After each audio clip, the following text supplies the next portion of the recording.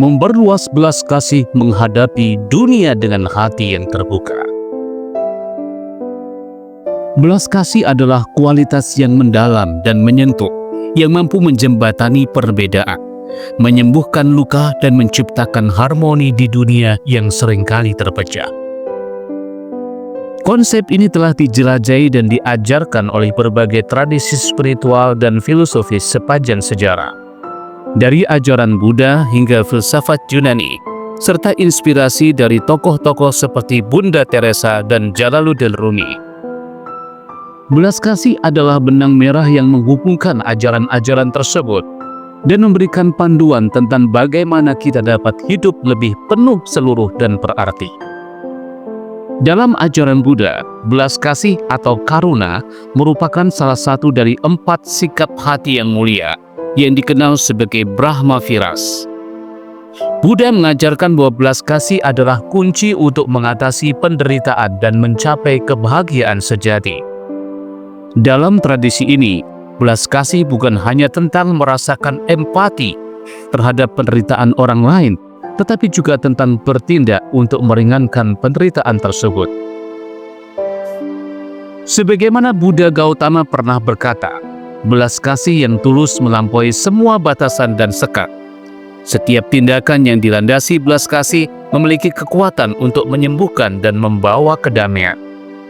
Dalam prakteknya, seorang Buddha berusaha untuk mengembangkan belas kasih tidak hanya terhadap orang-orang yang dekat dengan mereka, tapi juga terhadap semua makhluk hidup tanpa kecuali. Beberapa filsuf Yunani kuno, terutama Plato dan Aristoteles, juga membahas konsep belas kasih dalam konteks kebijaksanaan dan kehidupan yang baik. Aristoteles misalnya membedakan antara belas kasih dan kemurahan hati, tetapi keduanya dianggap penting untuk mencapai kebajikan. Dalam karyanya Etika Nikomachea, Aristoteles mengemukakan bahwa belas kasih adalah bentuk perhatian dan empati terhadap orang lain yang mengalami kesulitan. Dan tindakan belas kasih seringkali melibatkan upaya untuk membantu mereka.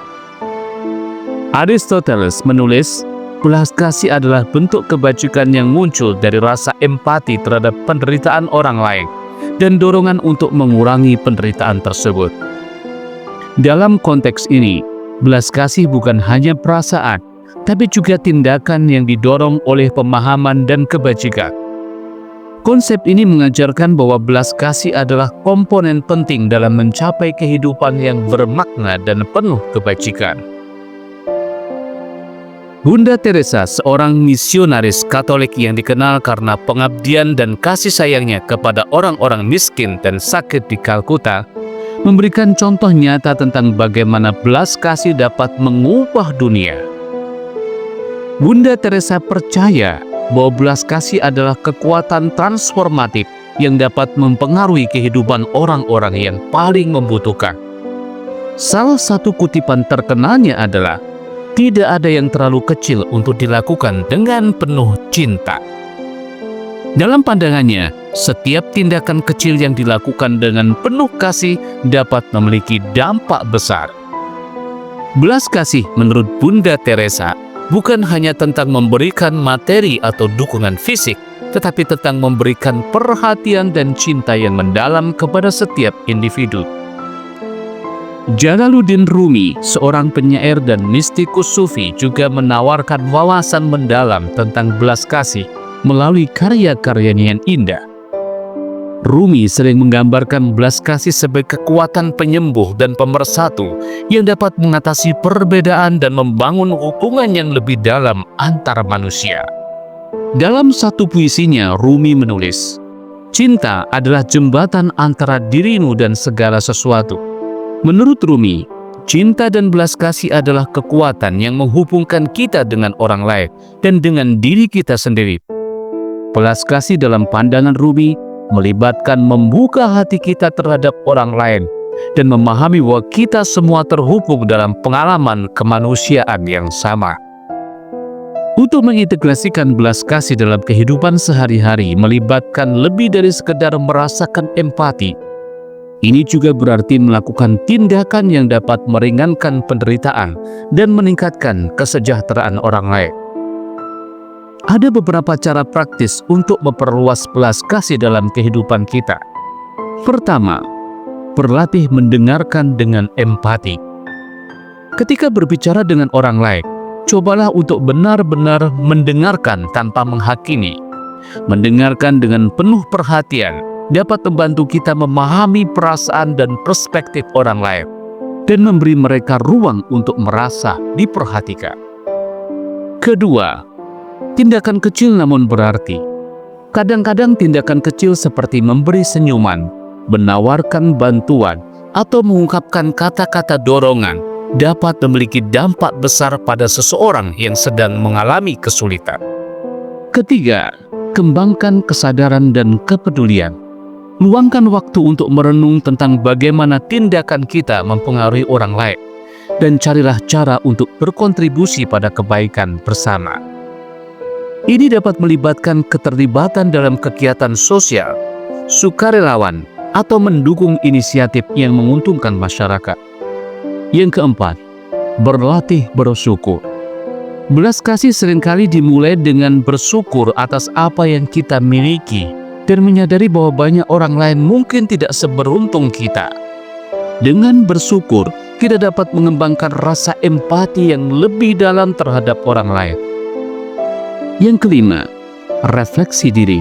Luangkan waktu untuk merenung tentang bagaimana tindakan Anda mempengaruhi orang lain dan berusaha untuk meningkatkan kesadaran akan kebutuhan dan perasaan mereka. Belas kasih dan kebahagiaan seringkali dianggap sebagai dua konsep yang saling terkait dalam pencarian makna hidup yang lebih mendalam. Keduanya merupakan elemen penting dalam menciptakan kehidupan yang memuaskan dan penuh arti. Belas kasih tidak hanya menguntungkan orang yang menerima bantuan, tetapi juga memberikan manfaat besar bagi yang memberi. Penelitian psikologis menunjukkan bahwa melakukan tindakan belas kasih dapat meningkatkan kesejahteraan emosional dan mental. Ketika kita membantu orang lain, otak kita melepaskan hormon oksitosin yang dikenal sebagai hormon kebahagiaan, yang dapat meningkatkan perasaan kepuasan dan koneksi sosial. Kebahagiaan seringkali dipahami sebagai perasaan puas dan bahagia yang muncul dari pencapaian tujuan atau pengalaman positif. Namun kebahagiaan sejati seringkali melibatkan lebih dari sekedar pencapaian material atau kesenangan pribadi. Menurut psikolog Martin Seligman, kebahagiaan sejati melibatkan perasaan keterhubungan dengan orang lain, pengertian diri, dan kontribusi terhadap kesejahteraan masyarakat. Penelitian dalam bidang psikologi positif menunjukkan bahwa kebahagiaan dapat ditingkatkan melalui hubungan sosial yang kuat dan kontribusi kepada orang lain. Ketika kita terhubung dengan orang lain dan memberikan kontribusi positif, kita mengalami perasaan makna dan tujuan yang lebih dalam, yang berkontribusi pada kebahagiaan yang lebih tahan lama.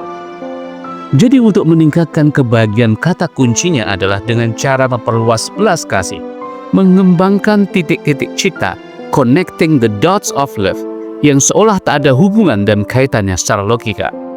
Tapi logika cinta dan belas kasih melampaui segala logika pada umumnya. Barang siapa yang ingin dilapangkan rezekinya dan dipanjangkan umurnya, maka hendaknya ia menyambung silaturahmi, connecting the dots of compassion. HR Bukhari Muslim. Tetap bersama dengan suara kebahagiaan, karena kebahagiaan adalah hak kita.